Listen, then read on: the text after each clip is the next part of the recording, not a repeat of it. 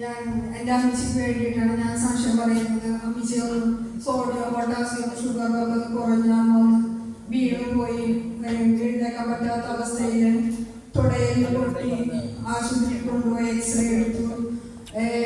3 മാസം ഡോക്ടർ അന്ന് തന്നെ ഓപ്പറേഷൻ ചെയ്യാൻ പറ്റിയില്ല. എല്ലാം നോർമലായതിനു ശേഷം അപ്പോഴത്തേക്ക് ഞാൻ ബ്രദറിനെ വിളിച്ചു, ജോഷച്ചനെ വിളിച്ചു പറഞ്ഞു, പ്രാർത്ഥന സഹായം ആവശ്യപ്പെട്ടു. ഓപ്പറേഷൻ ഒരു തടസ്സവും കൂടാതെ നടന്നു. പ്രാർത്ഥിച്ചതിന് എല്ലാവർക്കും നന്ദി. ഡോക്ടർ ആദ്യത്തെ മാസം കിടപ്പ് തന്നെയായിരുന്നു. 2ാമത്തെ മാസം എക്സ്റേ എടുക്കാൻ വേണ്ടി ചെല്ലാൻ ഡോക്ടർ ആവശ്യപ്പെട്ടു. ഞങ്ങളെ കൊണ്ടുപോയി.